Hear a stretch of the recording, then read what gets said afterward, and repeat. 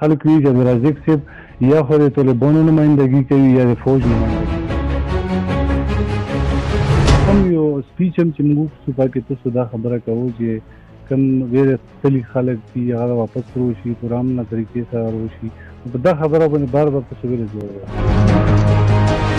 نه به د مو سپورټر ان شاء الله بد اخلاقی باندې جواب وکي و نه د موږ نه څوک دا امید سو ان شاء الله دا موږ د خپل خورې بچي د خپل خورې د خپل اده بچي خلک وی چې راځي چې کوم دی دا په ایلیګل طریقې سره پیسې ګټلې دا سې کړی سي د حواله سره. السلام علیکم ورحمۃ اللہ وبرکاتہ. کلمنو مسره دا وخت موجود دی عبدالرزاق افریدي چې کوم سفیر امن په نامه باندې یادېږي.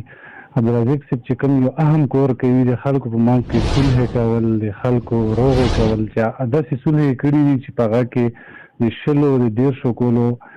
تنازعات په هغه کې ډېر مړي شي. نو په دغه وجه باندې چې کوم د عبدالرزاق پر مختصره ټیم کې الله تعالی یو لوی مقام ورکړو په مختلفو افغانستان کې چې کوم د امن حوالې سره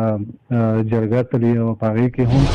دو مرکزي کردار ادا کړی. نو خبره ترې سره کوو دا سره نن چې کوم موږ اهم موضوع کوم اهم سوالونه دي عوامو نه چې کوم راخستي هغه دا دي چې عبدالرزاق صاحب باندې کوم په عوامو کې کوم شکوک او شبهات دي یا کوم اعتراضات دي. رزاق صاحب اول خو شکریه د وخت ورکولو. اول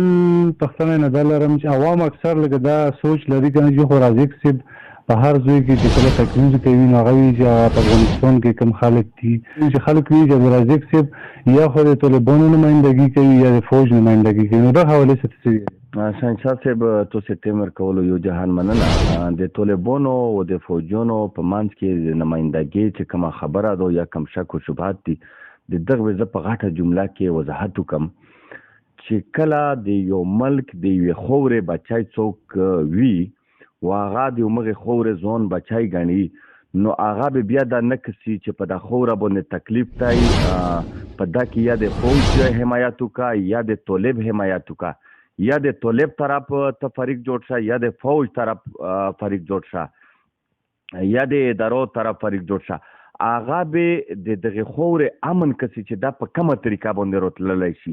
نو په اوس وخت کې که په دا وطن کې امن روڅي په دا خوره باندې امن رسي نو موږ به په غاټ نظر ورته کسو چې دا دوه فریقه کم اختلافات دی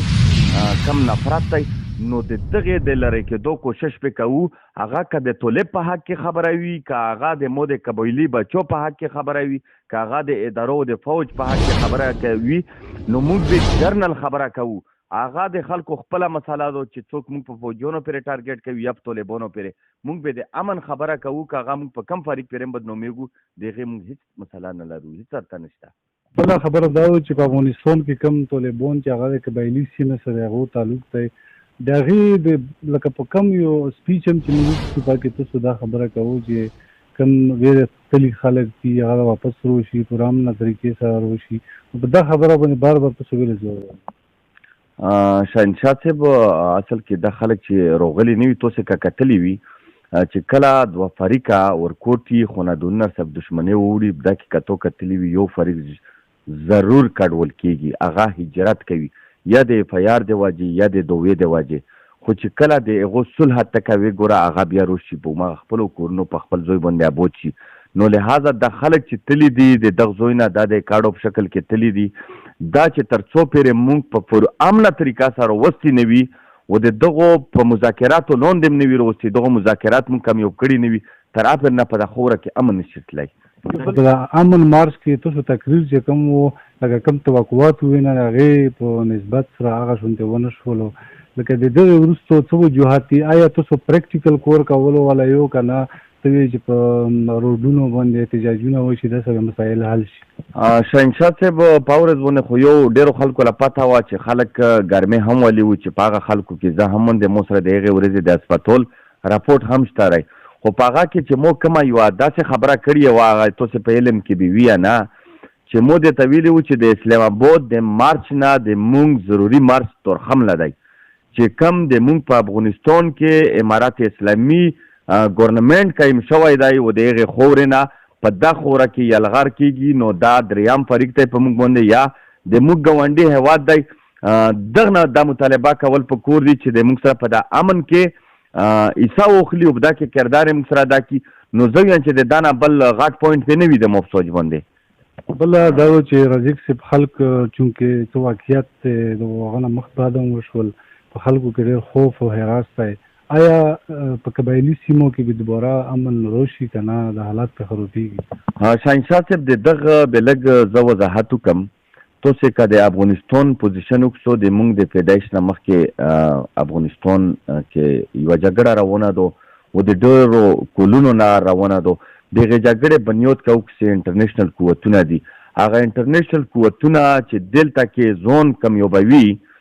نو په افغانستان کې به خامخو امن خراب وي او افغانستان د مونږ د پاکستان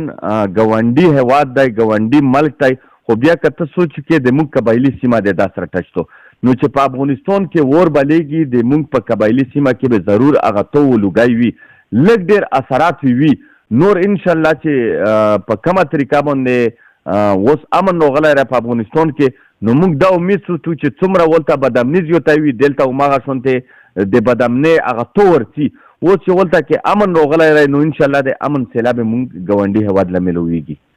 بل رزق صاحب لکه تاسو چونکې د 2000 نه مخکې که وکړئ که نه انتهایي غربت سټیج نه تېر شوي بیا په ډېر کم ټایم خو موږ ته نه شو ویلی دا کې به تاسو له پته لګي خو اکثر خلک وي چې رزق چې کوم دی دا په ایلیګل طریقې سره پیسې ګټلي داسې کړي داسې د ده حوالې څه څه وي موږ د قبایلو د یوه مسله ضرور شته دی د پښتنو چې هغه د چا په پرسنل لایف کې کور لري یا د چا په پرسنل لایف ټچ کوي خو د هغې وجوهات په ځای ته دا وایم چې هغه د مو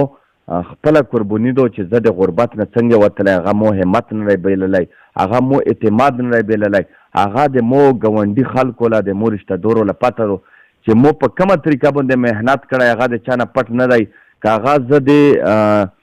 دیاړي مور په شکل کې هم خلکو لیدلی یم که د یو مکینک په شکل کې هم خلکو لیدلی یم که یو د تاجر په شکل کې هم هغه ریکارډ د مو موجوده دی که پراپرټي بزنس له زر وتلی یم هغه هم نن د مو په ریکارډ باندې رای او هغه خلکو له پته ده چې د چېرته پراپرټي اخیستې په کومه طریقه یې اخیستې او په کومه طریقه یې خرڅه کړې ده نو لهذا د دا سره یو زه نه یم د مونږ تقریبا 15 ورور یو د مونږ د هر یو ورور بزنس او محنت چې کوم دی هغه معلوم دی تاسو څنګه د هغه خبره وکړله په سوشل میډیا باندې بعضې خلکو تاسو پرسنل لایف چېړلی و پکې که دا یو په قبایلي سیمه کې بیا داسې وي چې ذاتي مسله ترې جوړه شي دومره سخت چې کله ته خلک وایي نو انسان نه بیا هر څه ویر شي او هغه وایي چې زه انتقام واخلم تاسو هغې نه باوجود ویلې داسې جواب یې نه کړو شاهنشاه صاحب زه بار بار د یوه خبره کوم په صلحو کې هم په سټیج باندې هم چې د مونږ قبایلي سیمه چې کومه ده دا په تعلیم او په صحت او په ډېرو وسایلو باندې د نورې دنیو یا د ملک د نورو حصو نه وروسته پاتې شوي ده د هغې وجې نه زه بل فریق لا یا د دوه فریقو په منځ کې صلح کوم د دغې حواله ورکوم چې د خلک د تعلیم نه لږ وروسته پاتې دا غربت ولې ښه دی د دغو خلکو سره ګزاره کوو د دغو نه به ورختې کېږي د دغو نه به غلطۍ کېږي هماغه شونتې کمو کمه ویډیو کړي وي یا مې کم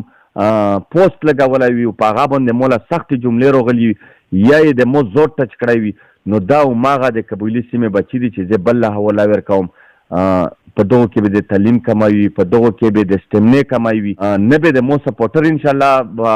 بد اخلاقۍ باندې جواب وکړي او نه دی د مونږ نه څوک دا امید ساتي انشاءالله دا مونږ د خپلې خاورې بچي د خپلې خاورې د خپلې ادې بچي ګڼو هغه چې د هر ګوند والا وي او په هر ګوند کې وي او هغه مخکې لوټ شي د دغې ټولې الوکې نوما به روښانه کوي